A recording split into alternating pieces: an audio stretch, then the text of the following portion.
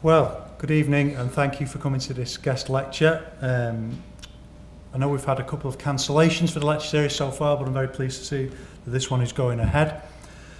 I'm going to just do a very brief introduction. We're very pleased to have today Professor Kevin Farnsworth. When I was looking at Kevin's biography, it's one of those most irritating things for an academic, that someone who can just put the highlights, the recent highlights of their career that's considerably more than your career, so quite an impressive resume. Kevin's currently at the University of York, which he joined in 2014, and was previously a senior lecturer at the University of Sheffield, and has held visiting professorships at the University of Toronto and Carleton University. Kevin is also the joint editor of the Journal of International and Comparative Social Policy. Not only an intellectual, but also a public intellectual, writing widely in the press on subjects ranging around the subject of Brexit and welfare. That's going to be the subject of today's talk, considering the difficulties that the United Kingdom may face as it goes through the process of Brexit and the role that big business will play in that. Okay. Thank you. Thank you, John. Thank you, everyone, for coming along. For that alone, you deserve a medal, really. I think we'd struggle to get many people along to a University of York lecture at this time of night. So thank you for coming along. And thank you for the invitation. I really appreciate it. Okay, I've got loads to get through, and I'm going to try to get through it quickly. But I want to try to hone it a little bit to the kinds of things that I think might be most topical and relevant. So some of the slides I'm going to go through a bit more quickly, but we can make the slides available if you want to go back and look at them. What I'm going to do today is I'm going to draw on work that I've that appeared in well, actually it kind of spans my academic career so far. So it draws on my 2004 book, which looked at corporate power and social policy. It draws on a book I wrote in 2012 on the corporate welfare state, and draws on a recent paper that I published that looks specifically at this question of Brexit and what that might mean in terms of big business. I'm happy to take interruptions at any point. If something isn't clear, please do ask for clarification. As I said, we can go through. Hopefully, I can hone it to what's going to be of most interest, and we'll have some time for questions. I'm going to try and get through everything in about 40 minutes. That's the task. But I've got 39 slides here, so I might struggle, but nonetheless, I'm going to give it a go.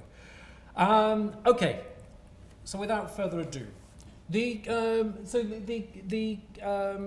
topic is about taking back control, and this is obviously a slogan that is well worn by now. It was the slogan behind the Brexit referendum.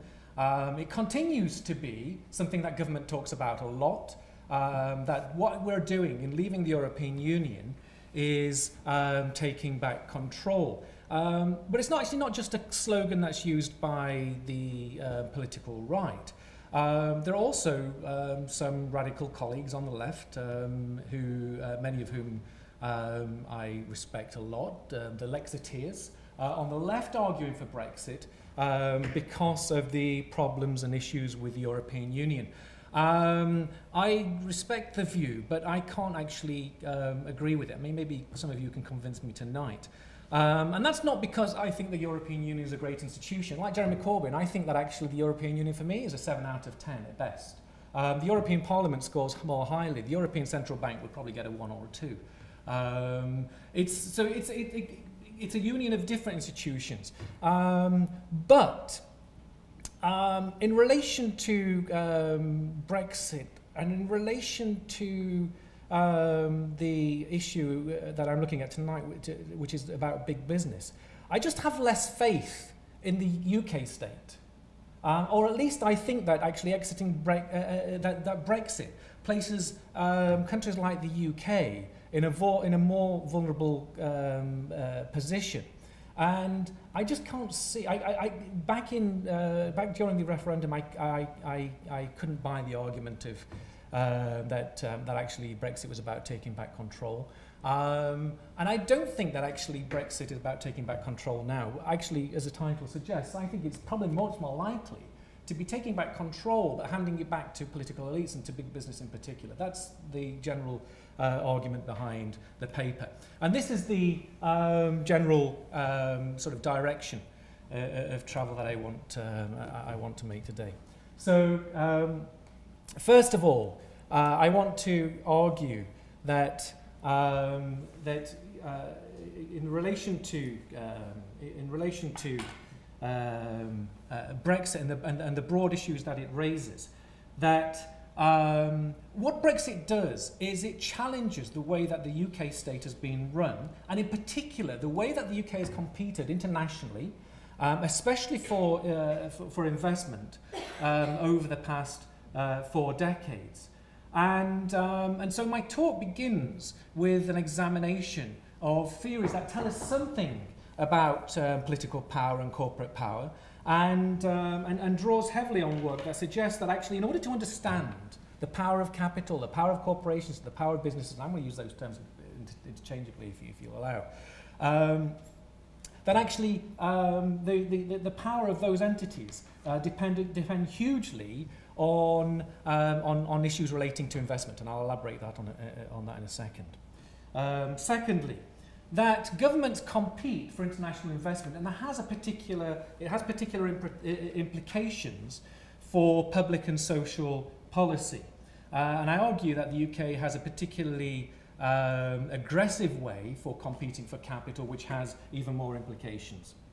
The third point is that the competition for capital helps to shape the possibilities for public policy. And it underpins, the way that governments compete for private capital, underpins an informal contract that governments forged with businesses, and that has implications for this question about taking back control. Fourth, Brexit tears up that contract and requires, or at least is likely to lead to, various compensatory measures, and we can see that, I'm going to illustrate that with a couple of case studies. And corporate power, the more powerful corporations, the more that governments lean towards corporations, the more powerful they are, the more likely it is that we embark on a move towards, a shift towards corporate welfare as opposed to social welfare. And here, just to quickly tell you what I mean by corporate welfare. Corporate welfare includes the various direct and indirect ways in which governments service the needs of business. So that's the general definition that I want to use tonight. The last bit I want to ponder is this question of what does all this mean? Is there any hope? Those of you with small kids will recognise this is from Dr. Seuss's Lorax, a fantastic little book. And if you have got kids and you've not read it to them yet, you should do. It's got really strong environmental and political messages. It invites us to think about how the world might be different if only we act differently. And I want us to think about whether or not, if we acted differently, or we made different assumptions, or or that Brexit was approached in a different way, there is hope to sort of counter the more depressing message that I'll share with you for most of this presentation. So, I want to go through those 6 issues in turn. I begin with the issue of corporate investment and corporate investment tied to power. Those of you who are following in a Marxist tradition or a neo-Marxist tradition will recognise that neo-Marxists in particular have been talking about the importance of business investment to understanding corporate power for a long time. The key argument here, in a nutshell, as simple as to simplify, is that actually that businesses make free private investment decisions. We all depend on on private investment. We depend on private investment for jobs, for production, employment, tax revenue, wages, etc. But business, but we have no control over business investment decisions. Business investment decisions are free investment decisions. I mentioned Marx and neo-Marxists who've written about this area, but even elite pluralists like Charles Lindblom have written quite a lot about the power of business that resides in its free investment decisions, and it's an important argument. The second thing I want to note is that the reason why this is a kind of structural power is that it's indirect, that the ability of businesses to make free investment decisions is so powerful because it actually doesn't depend on businesses actually arguing for very much at all. Rather, the fact that we are dependent on free business investment decisions means that we have to, as societies and governments, have to induce businesses to invest by putting in place a whole range of policies that, for David Vogel, operate as signalling devices for government. So businesses don't have to actually be lobbying, they can do that as well. But they don't have to be putting direct pressure on government. All they need to be doing is exercising their free investment decisions, and governments will often put in place policies that induce the investment that we all need for those reasons I've already mentioned. So here, to cite Hirschman's work, is that in terms of structural power, we focus on the sort of the threat of exit, the power of exit, as opposed to the power of voice, which is often what we focus on when we look at corporate power. That begs the question, though about then what is agency, or what about agency? And of course, through lobbying, through agency, through direct action and direct engagement in the political process, business can also defend its interests and push for particular agendas. And in many ways, it's in an advantaged position because of that. It has access to resources that it can put into trying to influence. Business elites have particularly favourable class positions and insider positions, networks, the use of the media, all of these kinds of things that are really important in terms of getting a business view across. And often policymakers themselves will want to demonstrate that they're talking to business and that they're open to talking to business, both in order to gain some sort of reflected glory from doing that, but also because they need to try to engage with what businesses might want because of the previous argument around structural power. The key is actually that, although separated these conceptually, they are both linked, and it's important to see them in that way. What I want to sort of add to this, and this is what I argued in my earlier book, is that actually, in relation to the power of business, business power is really important. It's really important to understanding the direction of social and public policy. But business power is also, I think, is important to view it as a variable. So that business power varies over time between policy areas, and sometimes structural power is more important, sometimes agency power is important. The kinds of things that limit business power are divisions, powerful counter-movements, trade unions, labour movements, etc., economic crises. All of those have an impact. And things like Brexit. Brexit is a complete transformation of the UK economy and the way that the UK economy has tended to compete in the past. And that, I think, interrupts things sufficiently as to transform the power of business. Added to that, if it is the case that governments need business investment and need to induce investment, what that entails is governments second-guessing very often or trying to put in place policies that it feels business needs, that government feel that business needs. But I want to argue, and here I think there's the sort of comparative literature on the welfare state helps with this. I want to argue that that public policies themselves and government policies and programs don't just respond to objective needs of business; they create them. They actually shape them. And I'll say a bit more about that in a minute to clarify what I mean. The question that I'm raising here is how, given Brexit, will power struggles play out between now and the period of Brexit?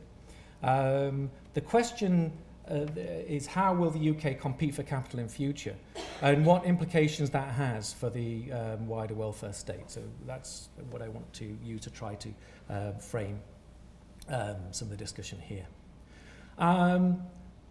The UK pioneered, I would argue, a particularly hostile way of trying to compete for capital.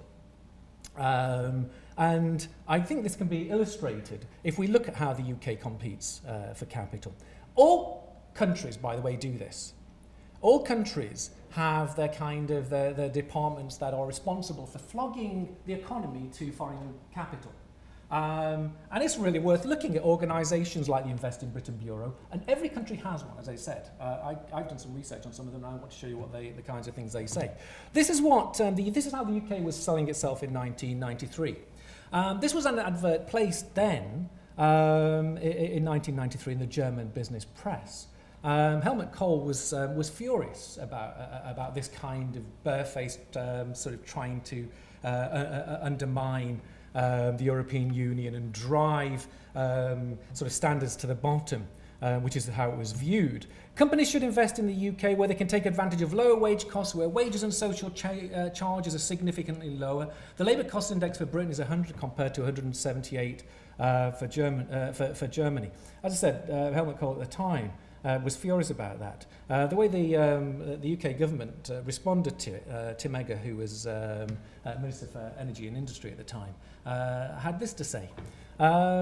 Instead of trying to apologise for it, he thought this was a great strength. The UK pioneering a way of trying to compete in Europe. We have a pro-business environment that is unequalled in Europe. We have no foreign exchange controls, no restrictions on spending profits abroad. We have fast and easy access to the rest of Europe. And this is a really important theme.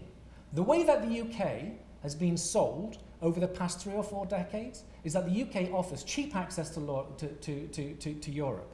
Cheap access, lower regulations, lower wage costs. These are the key selling features for the UK. Not only that, but the workers are less organised. They're less likely to go on strike than other workers. They're less likely to cause you very many problems, and they're flexible too. You know, this is how the government has been selling the great British public over a number of years, and it hasn't changed much since. I actually tried to look for more recent evidence of this. Actually, what the government is currently doing is just the government actually seems to be really confused about how it sells the UK, because most of the literature talks about Europe. So it's been quickly trying to sort of erase those references over the past couple of years. But this is what David Cameron said in 2015. If you are an overseas business wanting to drive up your profitability and increase your competitiveness, Britain is the place to be. We are committed to making this the most open, welcoming, business-friendly country in the world. We are lowering corporation tax further. We are giving tax relief. We have one of the world's leading financial centres. We have a large, highly skilled labour force. Labour costs are the most competitive in Western Europe. If you want to invest, if you want to expand, if you want great incentives and an economy that's going from strength to strength, then come to the UK. My point here is that if you sell a country like this, it locks you into a particular policy trajectory that's very difficult to escape from. It sets you down a particular path that's very difficult to step away from. It encourages the most footloose of capital into a nation to take advantage of this stuff. And once then you have companies doing that, then of course they're trading, their whole business model is underpinned by this. And it's very difficult then to move from it, to escape from it. But Brexit in a way forces the UK to at least to pull back from this. It forces the UK government to pull back from this to some extent, or it forces the UK government to look for other ways of trying to compensate those businesses who came to the UK, and that's what I think has been happening over the last couple of years.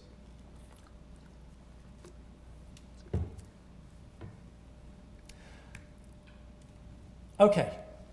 The point that business needs are moulded and shaped relates to that point.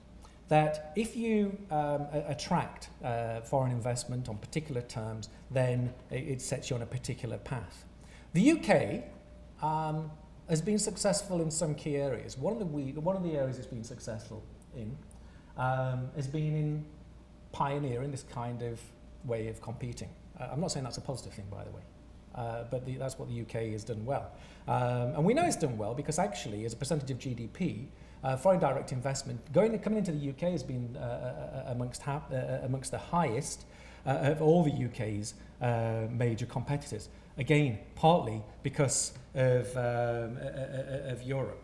And so, as I said, the UK government has tried to sell the UK economy in a particular way.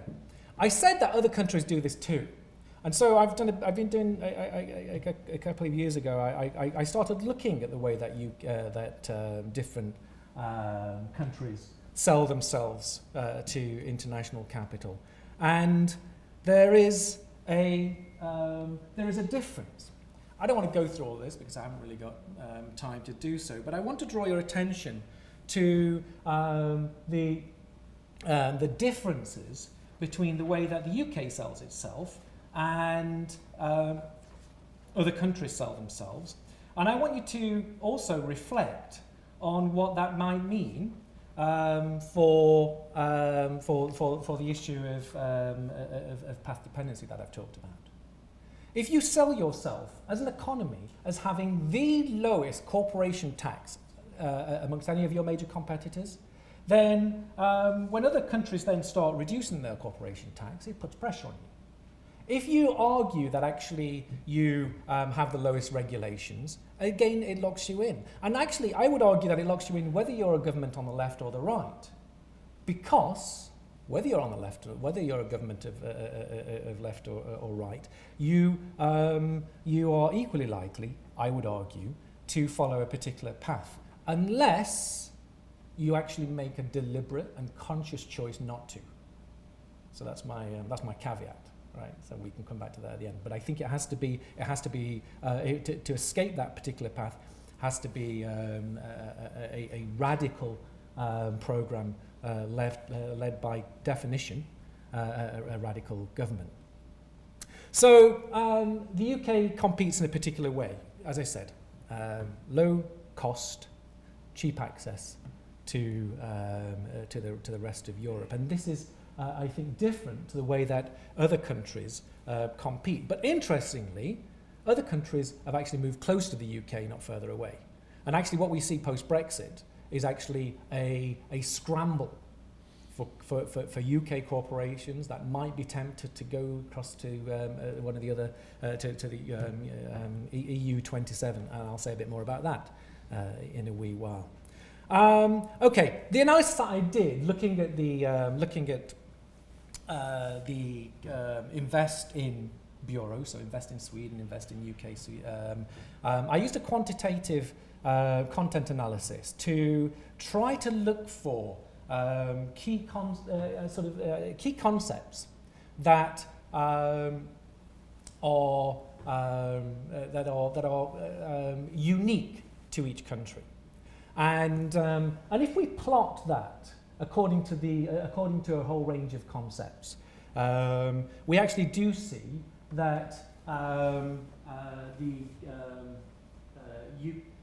the the UK. Am I okay, by the way, here in terms of the mic? Is that okay? So we can see that the UK is kind of an island, an outlier. It's closer to Ireland in the way that it sells, in the way that both countries sell themselves. Italy there in the middle, Canada. Sweden an outlier at the top end. Sweden tends to emphasise good labour relations.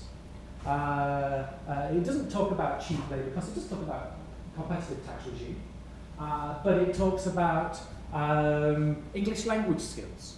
It talks about education and training. It talks about productivity. It talks about the fact that they have a low strike rate. It sells itself in a very different way. And to go back to my point, how a country sells itself, I think has important and long-lasting implications. The question in relation to Brexit is, where does the UK go? I mentioned that the UK is clearly trying to then think, how do we make good on the broken promises? How do we make good on the promises that we made? They're facing huge pressure from major, relatively mobile corporations, and even the ones that aren't actually, that we don't think of as being relatively mobile,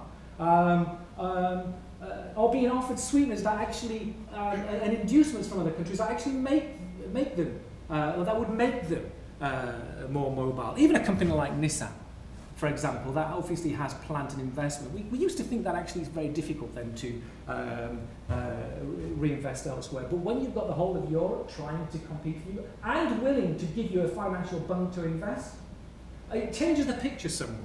So the question is, where does the UK go? How does the UK compensate? What reserves can the UK draw on? And this takes me to my next bit. And this bit I want to go through quite quickly because I want to get onto some of the case studies. But I just want to share with you some information that you already know, but I think actually helps to again set the scene here in terms of what the UK has been doing over the last few years. Now it competes. First of all, in terms of corporation tax is already quite low in the UK.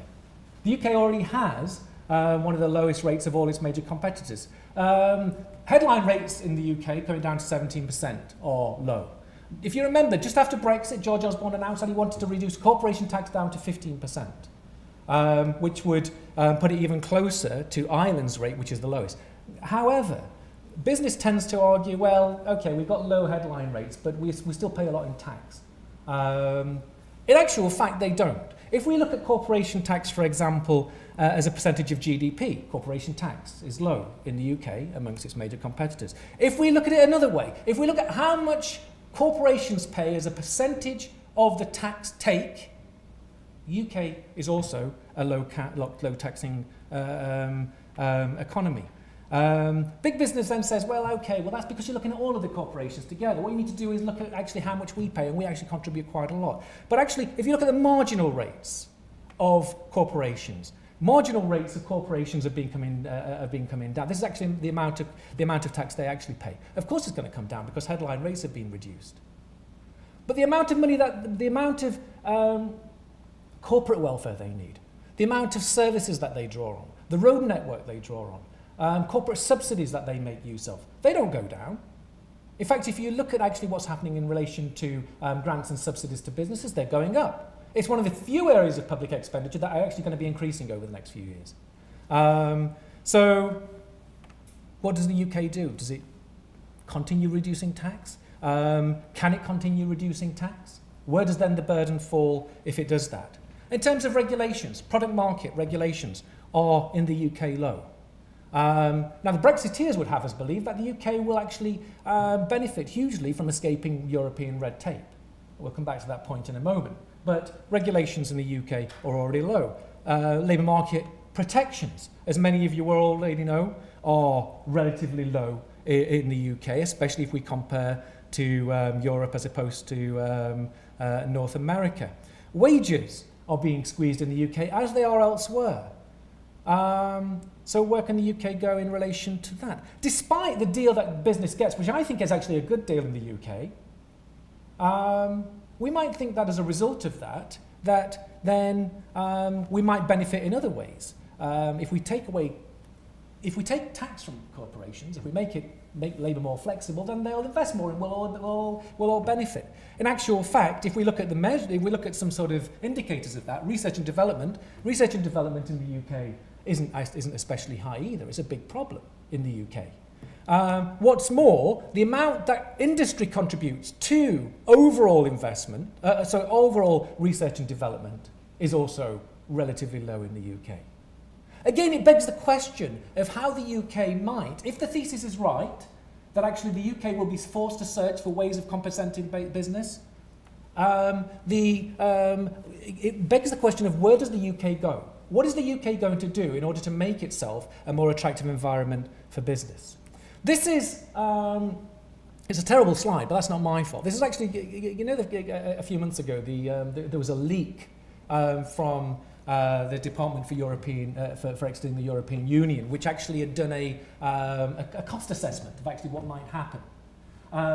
This is actually what it found, and as you can see, actually, in just about every area, among three scenarios, the UK is going to be worse off.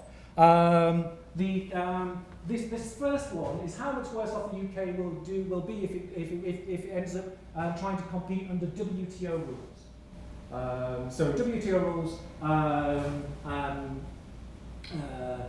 tariffs, yes or no, depending on how you respond to that. That's the loss is pretty high. This is actually if they manage to make a free trade deal, and this is if they have a European Economic Area kind of deal, which is the least impact.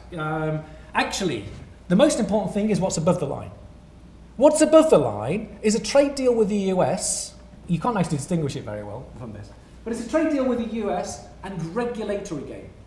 So this is what the UK government thinks it will see, how the UK economy might benefit if the UK relaxes regulations because it's no longer in the European Union. Again, interesting to reflect on who pays the price for that.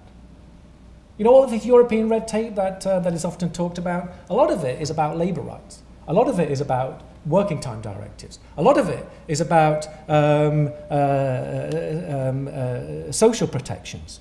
And so it's, again, another sort of warning for where we might be heading. Which brings me to my penultimate point. The issue here, in addition to thinking about how the UK might compete in future, is if it is the case, and you can disagree with me if you like later, but if it is the case that the UK does depend on trying to induce businesses to invest and will be searching to find ways of trying to retain investment in the UK, what does that mean in terms of the direction of public policy? And here again, we can sort of look to for some indications of this. We can begin to actually think about the wider political and economic environment. Businesses know they're in demand. Businesses are in demand. A number of countries are doing actually what the UK did back in 1993. They're competing aggressively for UK investment. Frankfurt is doing incredibly well in terms of financial services and that kind of thing. The top left-hand corner,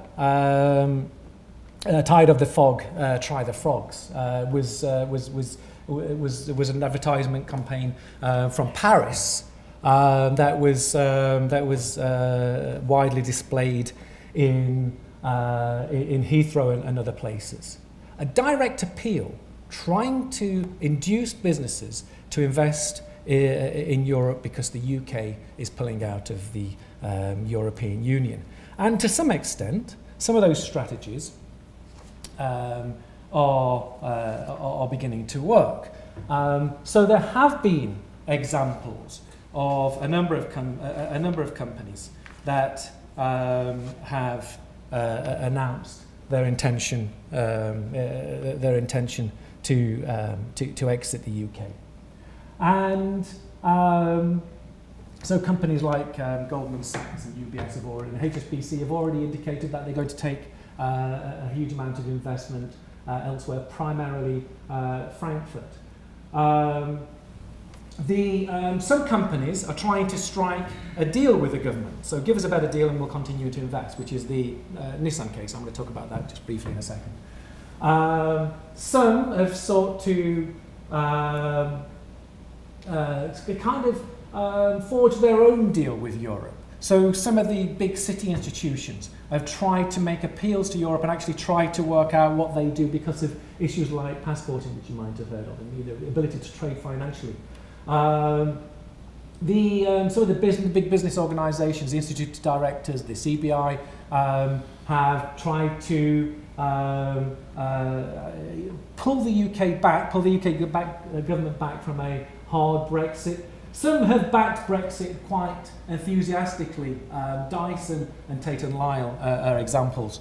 I'm going to talk about one of them. I haven't got time to talk about both of them, but they're both for very specific reasons, actually.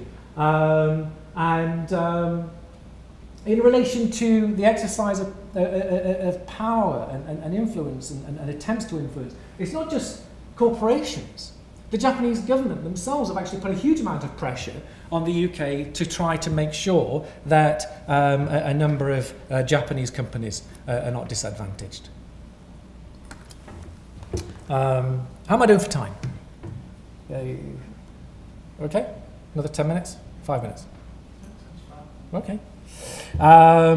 Okay, that gives me a bit of time to talk about James Dyson, and I always like to talk about James Dyson.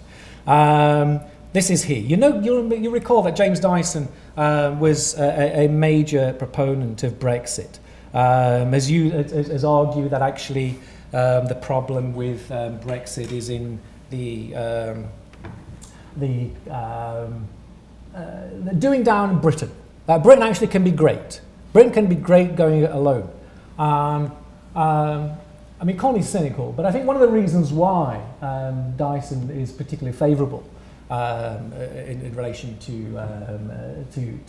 Brexit is that because Dyson closed down production in the UK and shipped it over to Malaysia, tariffs create a huge cost for a company like Dyson. Out of the European Union, perhaps following a Patrick Minford kind of line, we do away with tariffs, and we end up in a more favourable position. As a company, Dyson, though, has also received millions in subsidies, including the most recent grant, £16 million for battery development because they're developing an electric car. I don't know if you know that, but that's the next thing that's going to be hitting us. In 2016, though, it was the biggest recipient of agricultural subsidies from the European Union. Interestingly, he is actually he likes that bit of Europe. So the subsidies he actually wants to retain. Removing subsidies would hurt the farming industry and the British economy. He says large, well-run farming businesses are good for consumers, for jobs and the countryside. That's the letter to the Spectator in January this year. Under Andrew Marshall, the UK needs to make it easier to hire and fire people, he's argued. We've already seen that actually regulations are relatively light in the UK, but actually that's what we need to do in order to improve competitiveness. You shouldn't really be taxing people's profits. You should allow profits to be reinvested, and also if you remove corporation tax, you encourage a lot of other industry to come to Britain. These arguments are actually on the rise because business has been empowered by Brexit. Business knows that despite some of the issues, and obviously it's a complex picture because the majority of business actually would want to stay in the European Union. So there's a fragmentation of capital, absolutely. But put that to one side. Business and business interests are empowered because the UK government is incredibly keen, clearly, to try to retain business investment.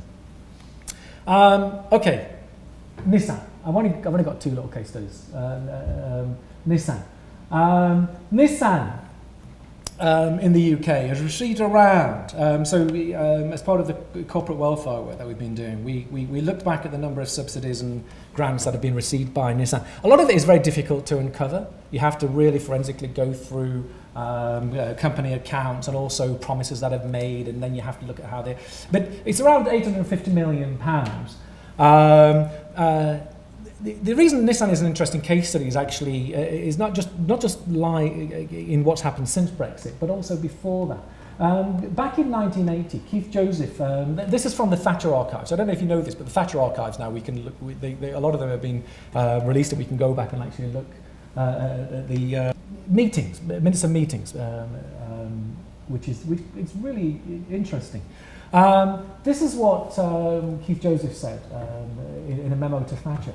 In 1980. The deal is tangible evidence of the benefits to the UK of membership of the European community. Nissan has chosen the UK because it gives them access to the whole European market. If we were outside the community, it's very unlikely that Nissan would have given the UK serious consideration as a base for this substantial investment. What it might have added is that unless we can give it some inducement of some other kind of inducement that might make it worthwhile. And it's that kind of inducement that actually Nissan's being given. You'll recall that Nissan threatened not to invest, to take investment out of the UK, out of Sunderland, after Brexit. And so there's a period of toing and froing between Nissan and the government, and the intervention by the Japanese government. And what came out of that is that a number of assurances were made to Nissan in order to retain investment, in order to retain investment in the Qashqai in particular, the monstrosity of a car that they produce. Apologies if any of you own a Nissan Qashqai. Colin Lowther, who's the head of European operations, testified before the International Trade Committee that Nissan had indeed received assurances from the UK government. We couldn't know what they were, because actually that would be against commercial confidentiality and sensitivities. They didn't want to give too much away, so we couldn't actually know exactly. But what Lowther did say at that meeting is that Nissan wanted the UK government to invest around £100 million in trying to improve Nissan's supply chain in the UK. So this was indicating this is the kind of deal that Nissan was able to extract. And this is what Colin Lowther said. By far, the most important thing going forward, I do believe the government is underfunding, and I believe there should be more assistance in the supply chain. The supply base in the UK is not competitive. Nissan will not succeed in future unless the government does something to help our supply chain. This investment is critical. If we don't really invest in the supply base, it will be a house of cards effect. If the UK government doesn't do what Nissan want them to do, then they won't invest. And also, the whole house of cards would begin to fall down. Okay, I'm going to bring this to a close soon. I'm not going to talk about lobbying too much, apart from saying that actually analysis done on DEXI so far, the Department for Exiting the European Union, has already found that actually by far in the way the most lobbying, the most meetings have been had with business. As well as this work on the corporate welfare database that we've been working on, we've also been doing some work on lobbying, looking at lobbying between 2010 and 2017, and this is certainly a pattern that emerges in most departments, that business is by far the most favoured. Trade unions, if we look at the top 50 lobbyist organisations across departments, trade unions are largely absent. The TUC makes it into the top 50s list, but individual trade unions don't. They tend to be dominated by big business organisations, CBI, BAE Systems, but you'll have to wait for the next talk for me to say much more about that. But if you're interested in lobbying, we're going to be releasing lobbying data over the next couple of months. There are other inducements. Again, I'm not going to say very much about this, but if we look at subsidies and grants cost about £20 billion in the UK each year. Unemployment benefits are worth about £3 billion a year. All that attention that goes on to exposing the scroungers and all of that pales into insignificance. In work benefits, wage subsidies do push that up, so tax credits, etc., to £25 billion a year, but the huge amount of benefit goes to private businesses. Research and development tax credits, £4 billion a year, actually quite a lot of money. Most of that, according to most estimates, is actually a waste of money. A complete waste of money, because it actually businesses would invest anyway. Entrepreneurs allowance, you probably never heard of it. It's a capital gains tax allowance for businesses that are divesting. It costs about £4.2 billion. If you look at the evaluations of this on the HMRC's website, you actually find that they're by their own admission, these kinds of tax breaks have make very little difference in terms of business decision making. On this one in particular, they actually found that lots of businesses that were divesting didn't even know about it. They only learned about it because of taking advice from accountants. So that leads me to this last bit, which is what hope is there for a progressive welfare state. And I'm going to raise these questions and I'm going to shut up so we can talk about this. I suppose there are key questions here. And the key questions are these. I've painted a particular picture of Brexit, but can an alternative Brexit be offered? Can we formulate a Brexit that actually does work for citizens as well as businesses? What about things like the new industrial strategy? Put on the political agenda, it's on the political agenda of both the Tory party and the Labour Party. Does the Labour Party's version of that, the industrial strategy, with an expanded investment bank, offer a way of reconciling corporate and social welfare needs? Can the UK compete in a different way? Can the UK transform itself so it doesn't compete in terms of lowest common denominator? Can it actually compete in a different way, in a way that attracts businesses because of higher skills and those kinds of things that Sweden tends to emphasise? What happens when the EU moves away, not just in terms of regulations, but in terms of state aid? Lots of the constraints around corporate welfare in the UK are because of European rules around state aid. Now, the WTO also has subsidies rules, but they're a lot more lax than the European state aid rules. Does that liberate the UK government? Does that have a positive or negative effect? Does it just mean more corporate welfare and less social welfare? Or, as Labour intends, can it actually help to rebalance things a little bit? I suppose my concluding point, which is a bit flabby and a bit lame to leave you on, but it's the best I could do at this stage, which is, is to make the point that actually quite a lot is up for grabs. I'm a pessimist in terms of where I think Brexit is heading, but that doesn't mean that I'm a fatalist. And maybe there is a different Brexit out there that's waiting for us, but I do think that it will whichever way the UK government goes, whichever way the UK goes, Brexit will be a huge cost. It's how the UK bears that cost and what it does in the meantime in terms of shaping Brexit. And I'm going to leave it there. Okay.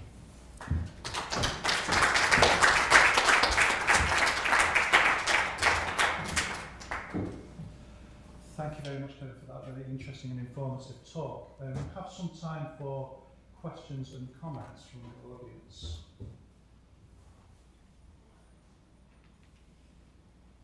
I don't think I need the mic up. Yeah, it's for people who are hearing. Oh, sorry.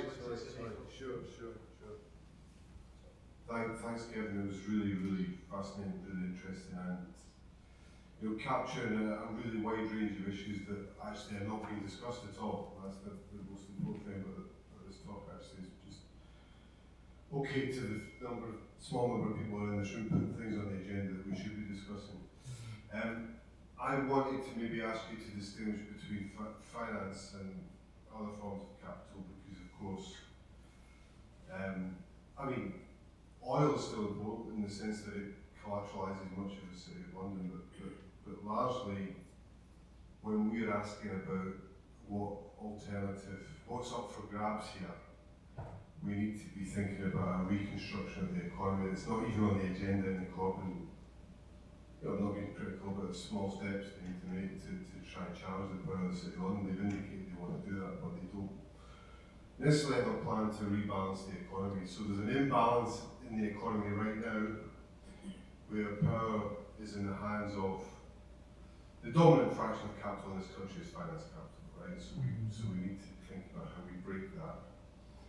And the question about whether Brexit offers an opportunity for that, that's a very difficult and a big question that I'm going to ask you. Do you want to take a number of questions, or should we just go one at a time?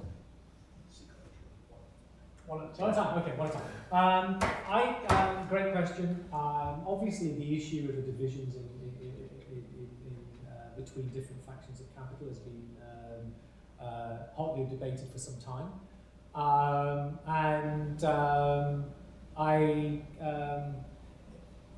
The key difference, I think, in the short term is obviously financial capital is a lot more mobile than industrial capital. And that gives it, I think, more power in terms of the options that are available for it. And actually, in terms of the, if there has been exodus so far, it's been led by financial capital. And obviously, financial capital for the UK is viewed as incredibly important, despite what policymakers say about trying to rebalance the economy. And I think actually in terms of the European Union, it's been the part of capital that's been courted actually most vigorously. I mean, one of the things that, in relation to passports, one of the things that are really clear is that the EU is already saying that the UK finance industry won't have access to the rest of the European Union unless they have substantial investment in one of the other European 27 economies. So I think there is a difference in the way that I think different parts of capital are able to exert themselves. Interestingly, though, I hear what you're saying about Labour not making a distinction. Labour's industrial strategy is all about trying to rebalance the economy. I think that's what I get from its plans to try to make cheap finance available to capital, to encourage investment, to try to get investment elsewhere in the economy. And if Labour or any other government managed to pull that off, I think that would be a positive thing. I think financial capital tends to be more parasitic. I think that financial capital on the whole tends to be much less valuable. Financial capital as well as in terms of the regions. Financial capital tends to get more of the tax breaks, actually. And tax breaks tend to go to the southeast of England, actually, by and large. So you need some sort of rebalancing, and I think you can sort of move in that direction with a sort of innovative industrial strategy. But I have more hope that Labour might do that than the present government. But if that was achieved, if there was a rebalance in the economy, I think that would be an overall benefit. That's as good as I can do at this stage.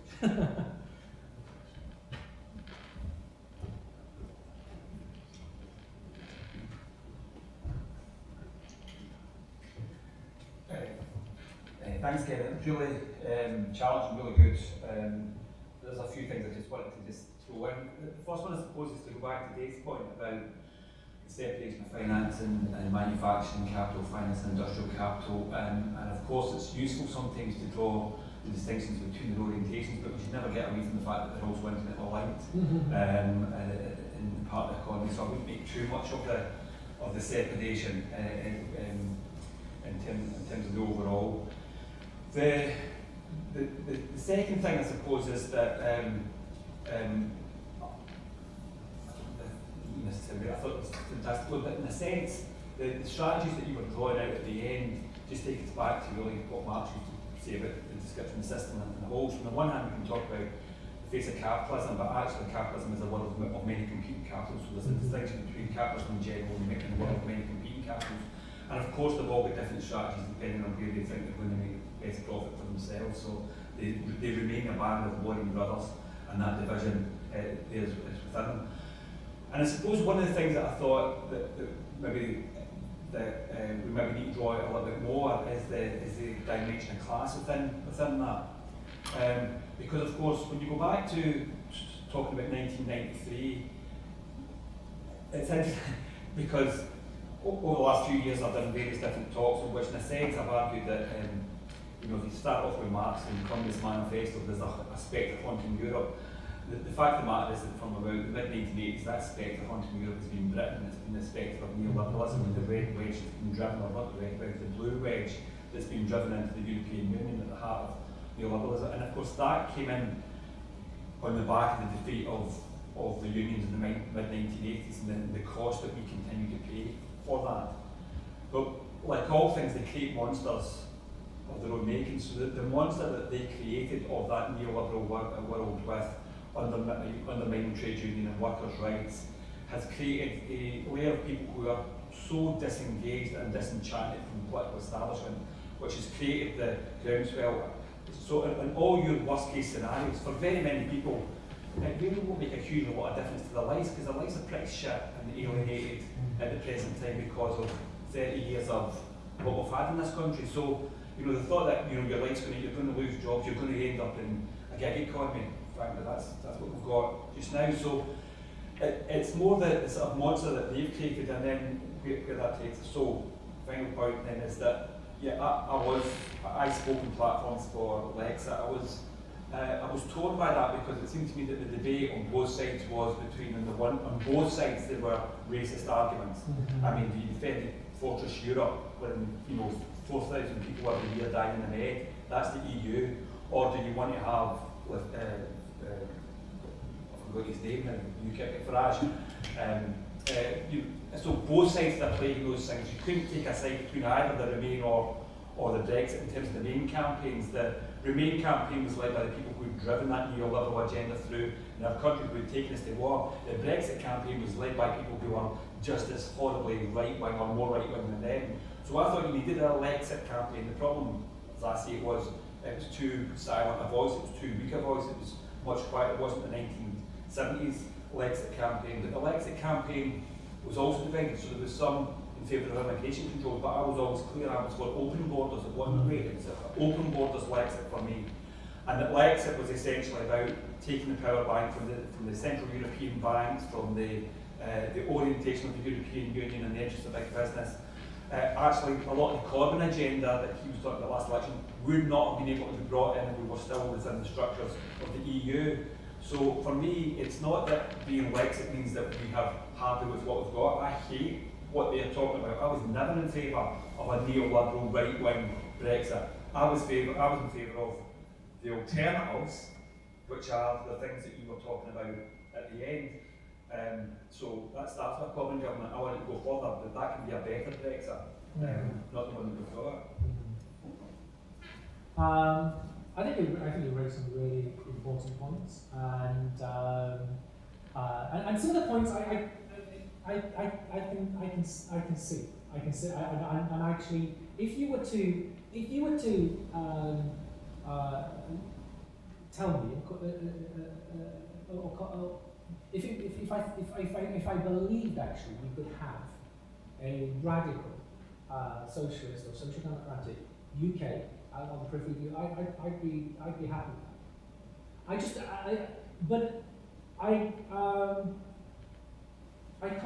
I find it difficult to visualise, and I don't think it's because I lack imagination. I just think in terms of the political realities, I struggle to imagine it. But we can continue to that, and I think we have to have that discussion. We have to continue to have that debate. I think the Brexit agenda, I think you're right, has been taken over by the right, it's been steered by the right, and I think actually it's incredibly dangerous. And I think that actually we need to try to forge an alternative. And that's what I was talking about when I was talking about the alternative. Because I think actually within industrial strategy, I think there is a possibility of an alternative emerging. I mean, instead of giving, just as you know, and I think Labour are exploring a whole range of these issues, instead of giving them unconditional assistance to business, and within capitalist society, this is a reality. They've always existed like this. They've always assisted businesses. But do it through equity shares. Do it so actually we have a stake in those businesses, as opposed to just giving a grant or a subsidy. So that actually we as a society can benefit from the profits as well as we just, instead of just bailing them out. You know, so it's not that there aren't alternatives out there that I think have a great deal to be said for them. However, that's if I'm being optimistic, but I'm a pessimist, so I'll pull back to the pessimism. And actually some of the things that I think you mentioned, I think you're right. I think that some people, a great many people, obviously have shit conditions. And how much worse can it get? We do know that the European Union at least does provide huge amounts of funding for those kinds of regions that are the poorest regions in this country. And we also know that actually, left to its own devices, what the UK tends to do is push resources towards wealthier areas. I mentioned the South East of England in particular in terms of tax break. So the bit that the UK government controls goes to wealthy business elites. The bit that the European Union controls goes to the poorer regions of the UK. And I think we have to deal with that issue of how we actually not only maintain those, but we actually improve on them. But I think actually also we need to be a bit more discerning. We shouldn't be, for example, giving £20 million to Amazon in order to get them to invest in poorer regions of Scotland and Wales and to undermine jobs in the high street and to dodge taxes. But that's the kind of thing we shouldn't be doing. So I think we do need to be selective in that. I think in terms of nationalisations, I've heard this argument about the European Union. I don't buy it, actually. Because if you look at the European state aid rules, there's nothing in the European state aid rules that prevent governments from nationalising industry, I don't think. And many countries do that. Many countries actually provide much more active subsidy and state aid measures than the UK does. But, and I think this is really important. But what I think gives me cause for some optimism is that if we look at the bigger picture, and you talked about deprived regions, and you talked about the European Union and issues in the European Union, which I wouldn't disagree with. I think actually, I do take some positive from the fact that actually there are some parts of, let's say, the previously neoliberal elite that actually recognise that capitalism, the way that it's evolving, doesn't work for capitalism really. I think when you have the head of the IMF choking over a yogurt, over huge inequalities, and you have real concerns about inequalities in relation to underpinning consumption in capitalism. Possibly there's a bit of hope that lies there within it. If you look at actually, interestingly, the World Economic Forum, Davos, this organisation that many on the left have been critical of for a long time. If you actually look at what they're saying now, they're actually some of the world. They produce an annual report, the World Competitiveness Report. Actually, in relation to what it advocates, in relation to competitiveness of economies, it's actually quite progressive in some ways. It talks about investment in education, investment in the workplace. It talks about it doesn't just try to drive down regulation. I'm not saying that. I think it shows just how far we've come in the wrong direction. That we actually looked at that actually the World Economic Forum looked progressive, but nonetheless, I think there is a realization. So going back to the more optimistic, I think actually, as I said, I think the strategy that if there's a positive strategy that emerges from Brexit is that we need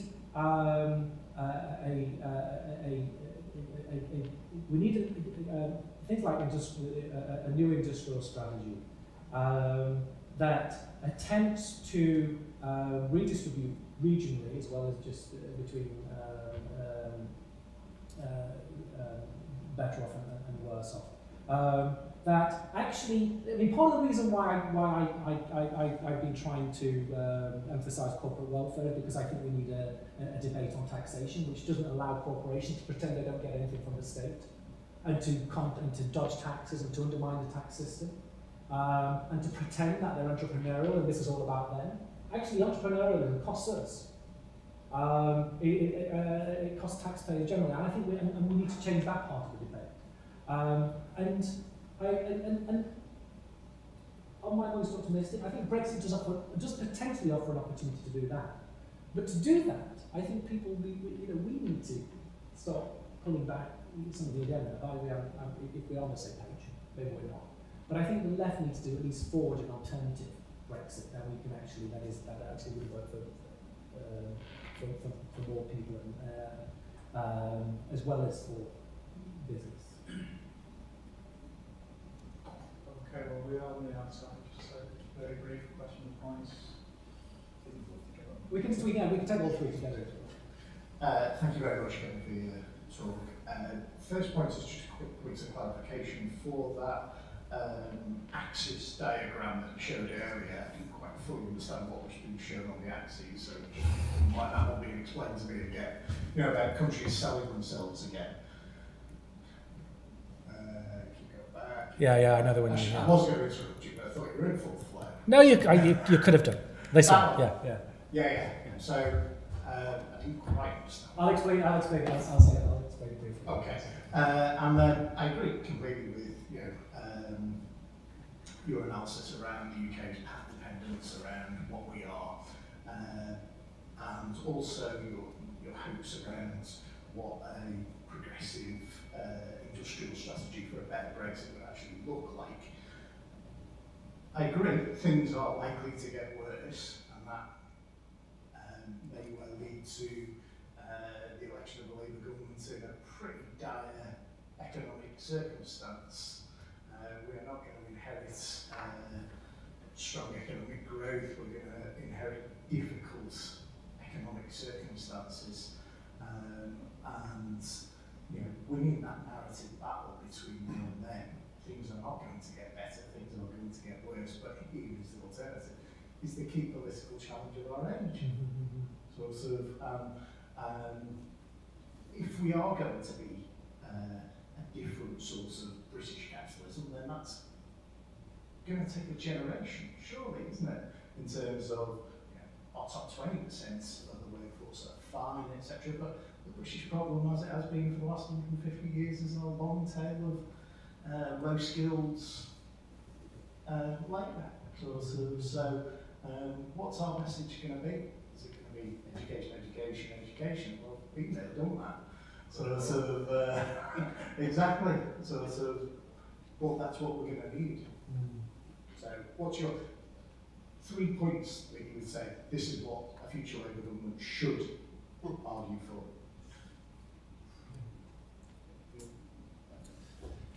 Well, thanks, Kevin, for that really interesting talk. I suppose I was thinking about the Lexit argument, and that's why on the left we found ourselves as defined over this, is because there was no third option. The debate was between two sides of the Conservative Party, and the whole referendum question was framed in that way. But I did wonder whether, I thought the points on how the sort of Brexit effect is playing out in the way that other European countries are competing to offer corporations who are based currently in Britain more, favourable terms, and whether that's pushing. I'm of the view that the European Union is largely a neoliberal project. The social dimension, such as it is reasonably weak, although there's some expense in that.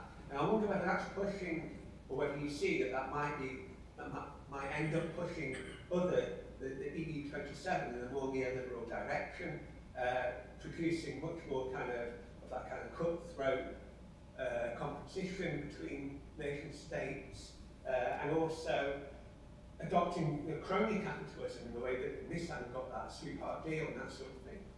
And I just wonder whether in the long term, before that financial crisis is maybe the starting point, you know, we talk about the strange non-death of neoliberalism, and I wonder if that intensification of it will also bring with it more of the contradictions that we find and therefore more conflict and what would happen within the European Union. So it's really about what happens to the EU27. Nice. There's a question on the back, wasn't it? Mine was just about young people. Okay.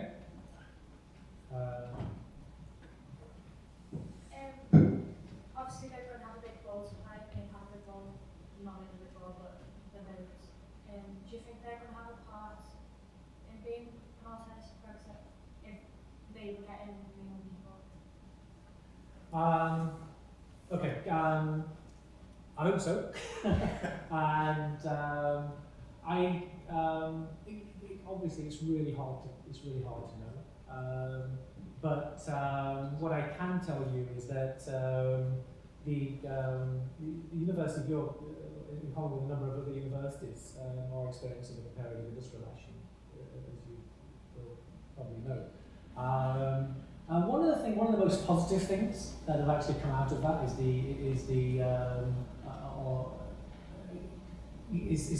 is a reinvigorated student activism that I think is really positive, and the connections being made by students and by academics about, you know, asking questions about what the university is about, and what the university is for. And I think actually there is, again, just anecdotally, I think that actually political engagement seems to me at least, talking to students and actually just having conversations on Open Day, there seems to be more of an interest. I think it was a Corbyn effect, and I think it's possibly comes out of Brexit as well in just trying in looking at these things, and maybe it comes out of just maybe we've reached a point. Maybe we actually have reached a point where, as Michael says, things are shite, but they're shite for lots of people. Maybe they're not just. It's not just for people that are living in poorer areas. Maybe actually, you know, they're not very good for anybody, apart from the richest of the rich. And so maybe you know, so that maybe gives me hope. And actually, in terms of young people, I mean. I think I'd put it a slightly different way. This is going to be a generational thing. It's going to take a long time, and young people have to be part of that. And if young people aren't part of that, then I have much less optimism than I would otherwise have. And there's so many things to fight for, from student loans to lifting poorer regions, jobs, a whole range of things. And maybe we have reached a point where actually we just have to do something about trying to resolve some of these issues that for so long we've just been swept under the carpet. I've had more radical discussions, more political and ideological discussions with my colleagues and with students over the last 3 weeks as a result of the industrial action than I think I've had in about the last 10 years. And you think so too? Yeah. So alternative education, alternative university. That's the first thing on this top of the agenda. Yeah. And if you just look at some of the Facebook footage, actually, no, we should be advocating Facebook now. Some of the footage from some of the student occupations, it's inspirational. So that's the first part. In relation to this, I'm going to leave that until the short answer. There is a short answer to this, which is actually that as I showed this, I thought that actually this actually a picture speaks 1,000 words, and I thought it would be illuminating. Then as I started talking about it, I thought actually probably a mistake. I shouldn't have done that in this time because I haven't had time to explain it. But the short answer is that this is in the JSP special issue and actually explains it. But really, I'll go and read it. actually, this bit of software actually is called WordStat. What WordStat does is allows you to throw in a large amount of content, a large amount of documents that you couldn't possibly analyse if you went through and coded it yourself. And what it does is looks for key ideas, and then looks at key ideas that are common to a whole range of documents, and it clusters them and groups them. And in doing that, you can actually see some really interesting pictures emerge. And of course, they're going to emerge because I've already highlighted the fact that these places are selling themselves in different ways. But what this does is does it en masse, so you can put in a whole range of data that comes out actually. And so what it does, I suppose, it's a different way of thinking, a different way of categorising or thinking about or looking at the varieties of capitalism. That's what it gives it. We've also did it through for IMF speeches and looking at how IMF speeches evolve over time and debates about austerity and those kinds of things in previous papers that I've done with Zoe Irving. The European Union, does it offer the UK? Is it going to be more neoliberal? What happens? Well, I don't know. Some people actually argue that one of the problems for the EU, or one of the things that have been steering the EU in the wrong direction, is the UK. And without the UK continually getting in the way of things like tax regulations or attempts to do something about tax avoidance, the European Union might become more progressive. In relation to the European Union, in relation to the European Union, look,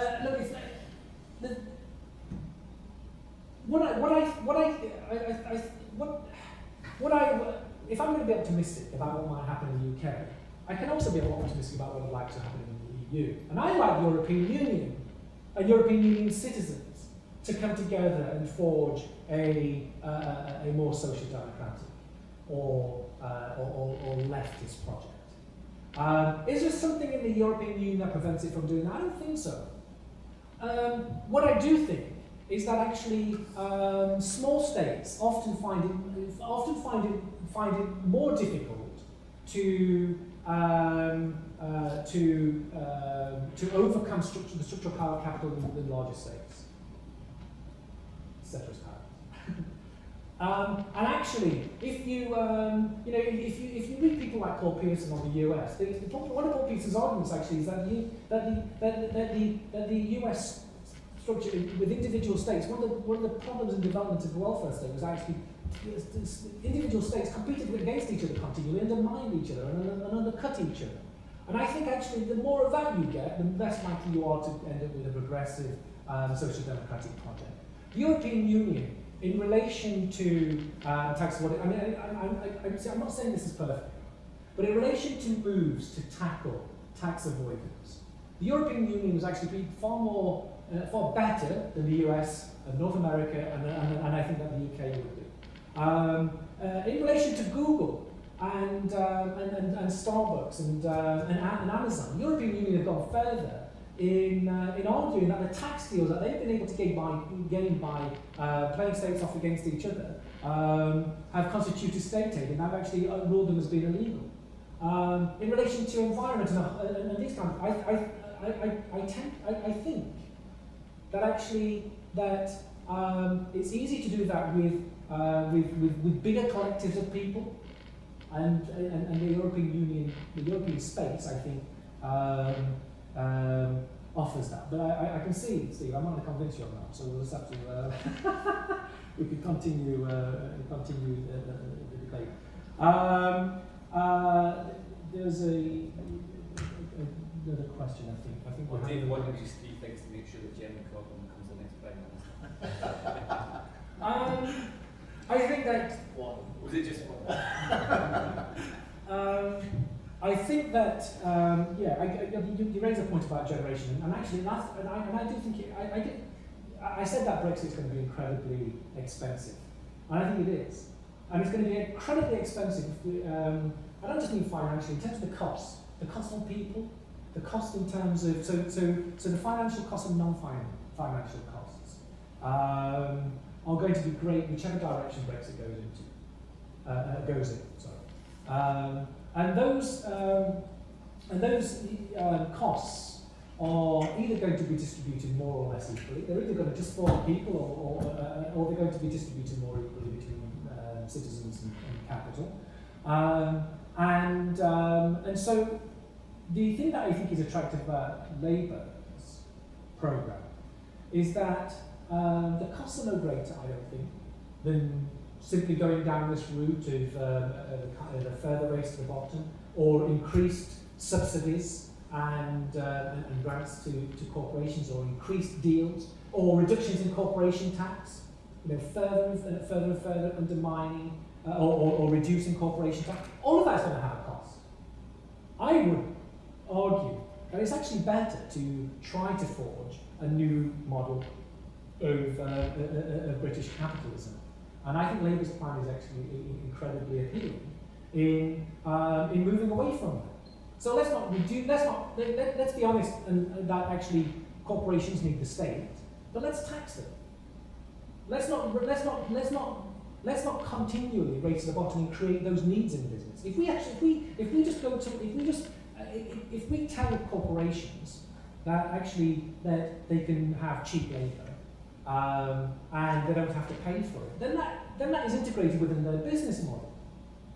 Businesses can compete differently and can compete successfully and can be productive, but they need to be sold a different type of deal. And again, I think that's where an industrial strategy actually might work, and that would be the first. The second is taxation. I think we need, as I said, I think we need a fairer way of raising taxes, and not just in terms of how we change the income tax, but actually how we change corporation tax and all those kinds of things. And the third one is that we need to obviously clearly tackle inequality of all kinds, but we need to tackle it as much as anything because of the we need to tackle it because of the needs of people. We need to tackle it because of the needs of the economy too. Shall we take one more thing? Yeah. It's just a quick question. Just to add on something on the youth thing we just heard earlier. Thank you for a great talk. There has been a big difference as the 18 to 24 years old who actually voted. It was like almost 73% who voted to remain. And then there was a big gap when it comes to like above 50 and 65 plus, being 60% who voted to exit the Britain. So what do you think might be the top 3 or top 4 reasons that's actually happened? Top one. I'll give you top one. I mean, obviously, there was the issue of immigration and that kind of thing, but actually, do you know what? I think there are a million reasons why people voted Brexit, and a million reasons why people didn't. But I think in terms of the reasons why people voted Brexit, obviously, I wouldn't be able to add anything new to the analysis that's being done. But I think each individual had a different reason for voting Brexit, because people were pissed off. Because people wanted to give, I think, the politicians a bit of a drubbing. They wanted change. They were desperate for change. I think for some people, it was about harking back to the sort of glory days of the British Empire. And that would be the older people, I think, who voted in support of Brexit. And I think that still plays out. I think think Boris Johnson actually epitomises that kind of view on Brexit Britain. But I think the reason why it was so that debate was difficult to get a hold of is because actually loads of people had lots of different reasons for voting for Brexit.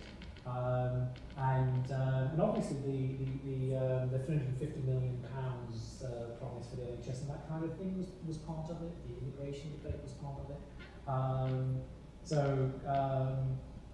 And I think for young people, they probably just they grew up at a different time, and so lots of those arguments that encouraged older people to vote for Brexit just were meaningless. You know, the fear about the Cold War and that kind of thing, or the glorification of the empire, they just didn't play out in the same way. So yeah, that would be my reading. Thank you. Thank you.